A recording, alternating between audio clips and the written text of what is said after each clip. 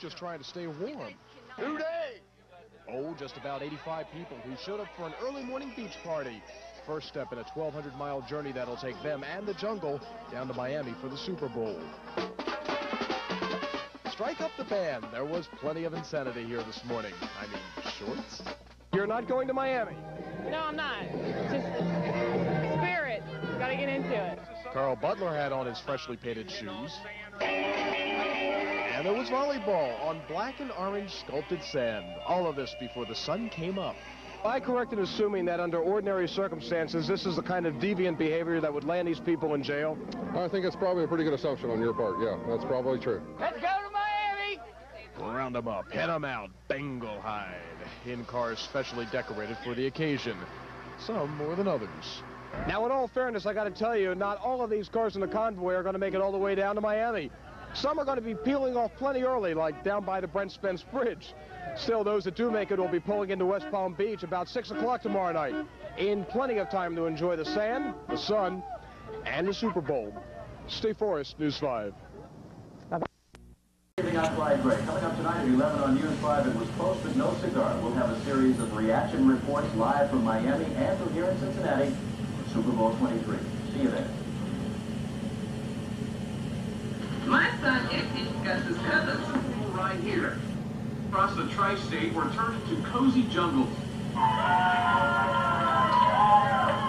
Here at Todd and Jackie Wood's home in Florence, they had it all. The jungle atmosphere, fuel for the game, orange and black ice, and their very own locker room. And this big fella was no Bengal mascot, but he was close enough.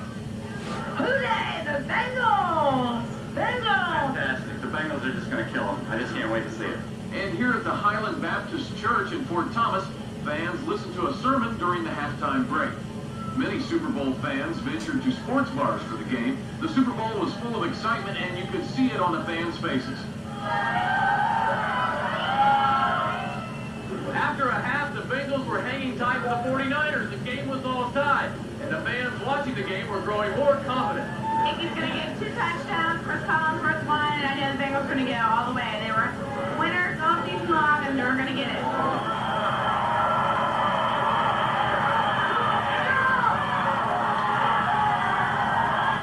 A Jumbotron giant television just off Fountain Square downtown provided many with the excitement of a game that was one of the closest in Super Bowl history.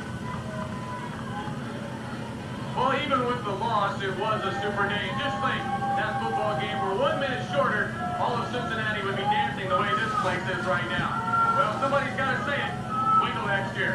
Reporting live from Boomer's Place, Marty Pieratt, News 5. Thanks, Marty. And obviously that was not as spirited a party as it could. That's right. They were doing a pretty good job. Yeah, they seemed to be enjoying themselves. Definitely.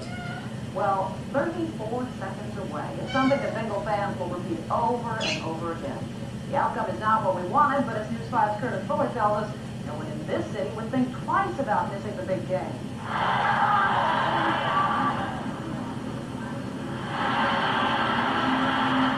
As the excitement was building in Miami, Cincinnati was virtually shutting down. It was as if people would turn into pumpkins if they didn't make it home in time for the kickoff. We got 2 Super Bowl parties, one going through the first one before halftime, we're taking off, and then we're going to hit another one. Most of the stores at major shopping malls in our area sent their employees home early so they could get ready for the super parties around town. I'm glad. I thought I was going to miss the party, but our manager let us off at 4. So I'm happy that I'm able to see the Super Bowl. Unless the January man knew how to do the Icky Shuffle, there wasn't much interest in this or any other movie. What about theater? Even with a 2-for-1 offer, the 7 o'clock showing of Equus could only sell 50 tickets. I just knew I could find some excitement here. Palm trees, sand, even a sign saying, "Welcome to the jungle." But it was just as quiet here as every place else. This home and garden show normally attracts thousands, but home was the only place people wanted to be today, win or lose. Cris Fuller, News 5 on the night feed. Despite the disappointing loss today, fans are not disappointed in this team. That's why a rally was planned for the Bengals, win or lose, tomorrow in Fountain Square beginning at 4:30. The team will be there, and so will News 5 with complete coverage of the event beginning at 5. Well, it's going to be a long day for some Bengals fans. A charter flight left Cincinnati Airport at noon today and won't be back until 1 in the morning. One of those on board was seen carrying a picture of the dog. Would it be Marge Schott, a Bengals booster? I would love to see this for our Reds. Yeah, but I'm just happy that one of our teams is going through this. Marge also had some words of praise for Bengals owner Paul Brown. I like him as a person, and he's a tough manager, and I think that's what sports need. He uses a lot of common sense. About 300 people are making this jungle to Miami excursion all in one day. Now let's go back to Jerry in Miami for a look at what Cincinnati fans did there to get ready for the big game. Jerry?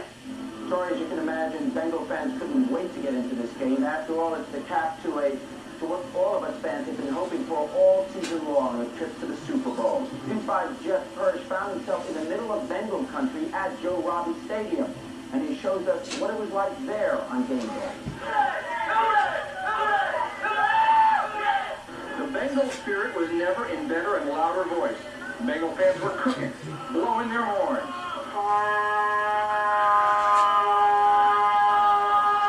They were putting on their game faces and getting with the program. Winning this game, fans thought would be a breeze, a warm Florida breeze, and of course it was a jungle down here. But what prompted you to wear this in public? Because they're Bengal Tigers, and we are here rooting for the Bengals. Now, what about you now? What's your excuse? She made me! Then through the turnstiles and into Super Bowl 23.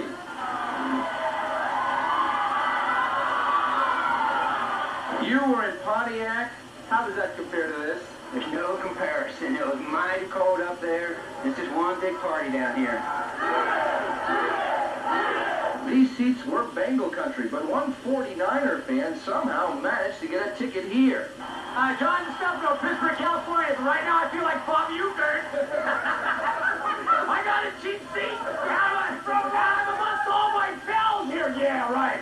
But Bengal fans gave him a chilly reception. Gold Star was for sale in the stadium.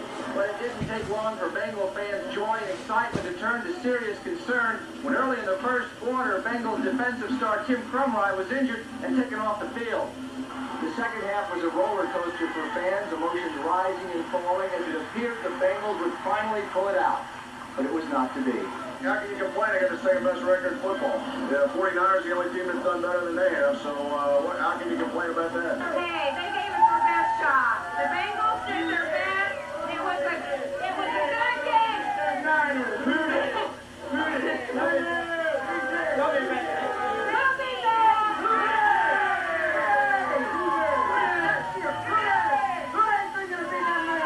Well, the Bengals missed it tonight.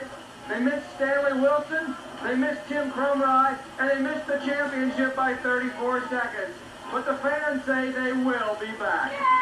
This is a really tough one. We thought for sure the jungle would come down here and really eat them up, but it's hard to, I hate to say there's always next year because this is the year we wanted it, but I guess that's what we have to say. At the Super Bowl, Jeff Hirsh, News 5 tonight.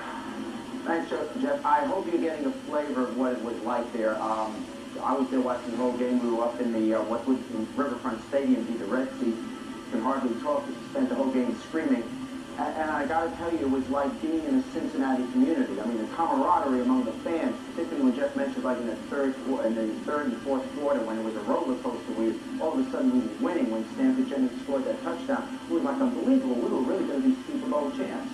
And it was just a wonderful, wonderful feeling. And I hope everybody gets to share something like that sometime in their lifetime. Let's go back to you now, Clyde.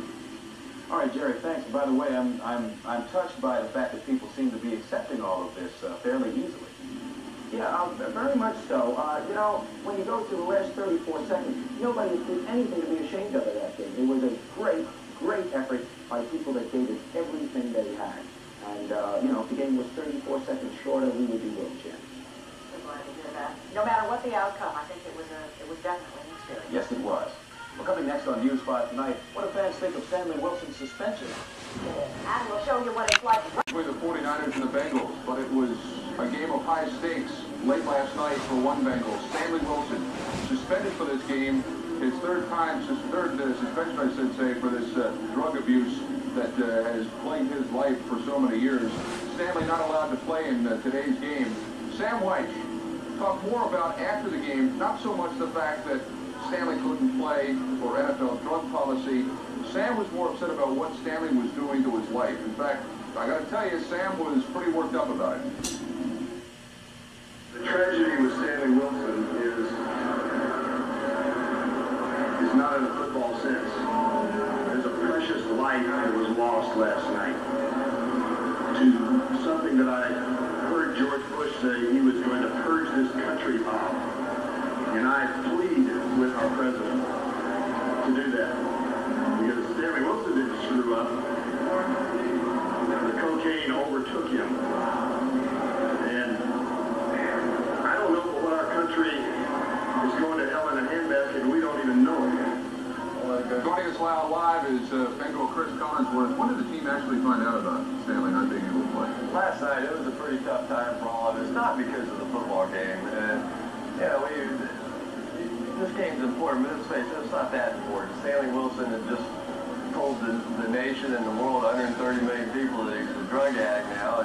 And Sam came in last night, and he had tears in his eyes because he has a lot invested in Stanley, and then Jim Anderson, running back coach, too, and he said, you know, Stanley's had a relapse, and no one really knew exactly the details of what happened, and we still don't, but obviously he couldn't handle it, and it's scary. It really is to think that someone as tough as Stanley Wilson, if he can't lick that stuff, then a mere person out there is not going to be able to either. So there's a story making the rounds, and I don't know whether you know it, any details about that Stanley's missing at this point.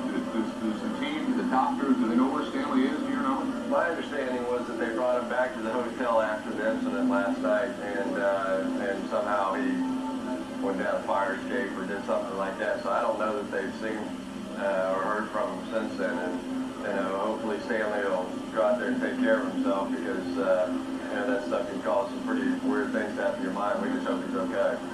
Now to the game.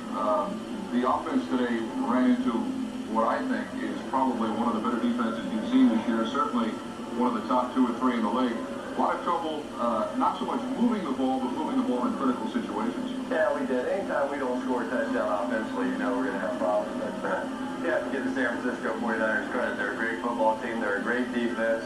You talked about Jerry Rice, you talked about Joe Montana, and that's who gets the headlines. But their defense is what one of them was. Was it the coverage that they had today seemed to be zone? That's their big thing. They don't actually get right up in your face and whack you around.